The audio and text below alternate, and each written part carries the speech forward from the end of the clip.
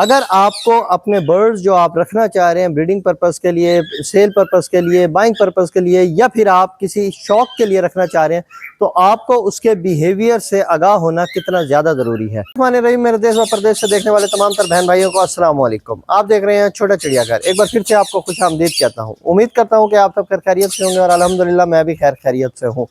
तो आज का जो हमारा टॉपिक है वो गिना फाउल के बिहेवियर के हवाले से है कि इसका बिहेवियर किस तरह का होता है। क्योंकि रीज़न उसकी ये है कि आपने कोई भी एनिमल, कोई भी पेट वगैरह, कोई भी बर्ड या कुछ भी इस तरह के आपने एनिमल्स की कोई कैटेगरी या बर्ड्स की कैटेगरी में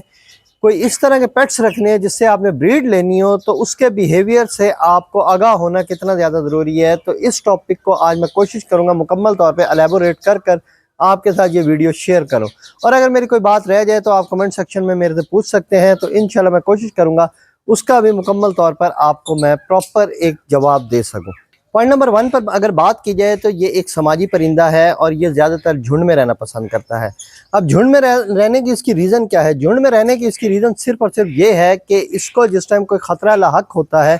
तो ये कोशिश करता है कि अपना ये डिफेंस कर सके। इसकी सबसे बड़ी रीज़न सिर्फ ये है। मिसाल के तौर पर आपने अक्सर ये देखा होगा, यहाँ पे जिस तरह मेरे पास ये गिना फाउल फिर रहे होते हैं, ये एक यूनिट में फिर रहे हैं, यानी कि एक मेल 2 फीमेल्स हैं इसमें। तो ये सिर्फ इस रीज़न की वजह से झुंड में फिर रहे होते हैं कि इनको अगर किसी किस्म का कोई ख़तरा महसूस हो तो ये अपना डिफेंस कर सके। पॉइंट नंबर 2 पर अगर बात की जाए तो ये ज़्यादातर आपको ज़मीन पर खुराक तलाश करते नज़र आएंगे। जैसे कि अभी भी आप बैक साइड पर इनके देख सकते हैं कि ये नीचे इनकी नेक होगी और ये लगातार खुराक तलाश करने में ही मसरूफ़ होंगे, यानी कि ये इस तरह की खुराक को तलाश कर रहे होते हैं, जो कि लाइव इंसेक्ट्स वगैरह जिस पर पूरी मेरी एक वीडियो है वो आप बाकायदा तौर पर प्ले लिस्ट में जाकर देख भी सकते हैं। इंसेक्ट्स वगैरह को ढूंढ रहे होते हैं या ये छोटे छोटे पौधे खाते हैं। पॉइंट नंबर 3 पर गिना फाउल अपने इलाके की बहुत ज़्यादा हिफाजत करते हैं, और हिफाजत इस हवाले से करते हैं कि इनको जो अगर कोई डर वगैरह होता है इस तरह का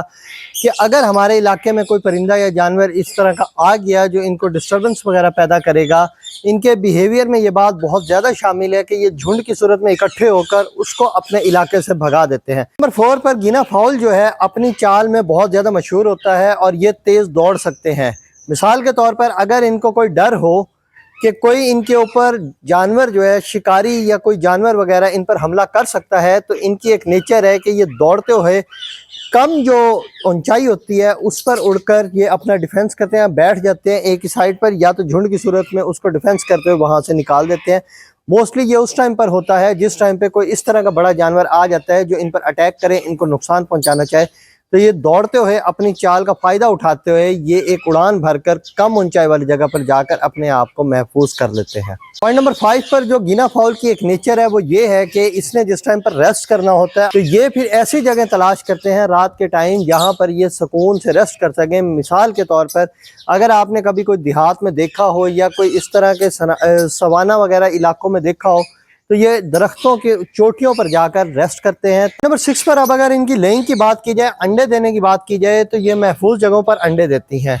यानी कि इनकी मादा महफूज जगह तलाश करती है, और महफूज जगह जो इसको लगती है वो ज़्यादातर गाँव में अगर देखा जाए देहातों वगैरह में, खुले मैदानों में,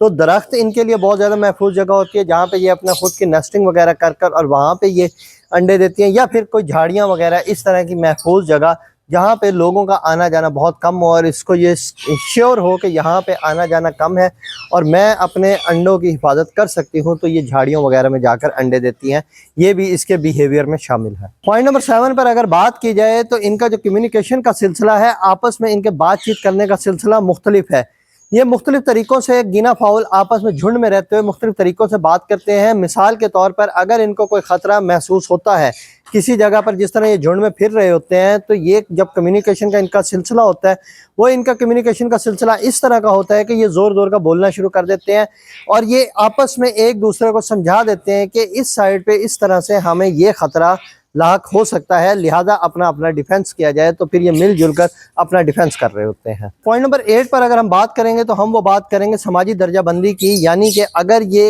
एक ही झुंड में फिर रहे हैं तो इनको कौन लीड करेगा। मोस्टली ये देखा गया है कि अगर 100 का एक झुंड फिर रहे तो उनमें जो ताकतवर मेल होगा, मेल फीमेल अगर इकट्ठी हैं और उनमें जो सबसे ज़्यादा ताकतवर मेल होगा वो जो मेल होगा वो तमाम तर झुंड को लीड कर रहा होगा। नंबर 9 पर मैं आपको ये बताना चाहूंगा कि अगर लेट्स सपोज इन पर कोई हमला वगैरह हो जाता है, कोई शिकारी जानवर इन पर हमला कर लेता है, तो इन्होंने अपना डिफेंस किस तरह करना होता है। इनका जो डिफेंस होता है, ये इनका डिफेंस सिर्फ और सिर्फ इनके चोंच और पंजों से ये कर सकते हैं। इसके बिहेवियर में ये बात बहुत ज़्यादा शामिल है कि जब इसको थोड़ा सा फील हो कि मेरे पर ये ख़तरा हो चुका है और अब मैंने अपना डिफेंस करना है और ये फिर भी झुंड में रहे हों, तो इनकी ये बिहेवियर और इनकी इस नेचर में ये शामिल है कि ये इकट्ठे होकर डिफेंस अपना करते हैं और इनके डिफेंस के लिए इनकी चोंच और इनके जो पंजे हैं बहुत ज़्यादा मजबूत होते हैं, जिसमें ये अपना डिफेंस करने में कामयाब हो जाते हैं अगर तो जानवर इस तरह का है जिसका ये डिफेंस कर सकते हैं। अब हम डिस्कस करेंगे पॉइंट नंबर 10 और ये होगा हमारा लास्ट पॉइंट कि गिना फाउल के बिहेवियर में ये बात भी शामिल है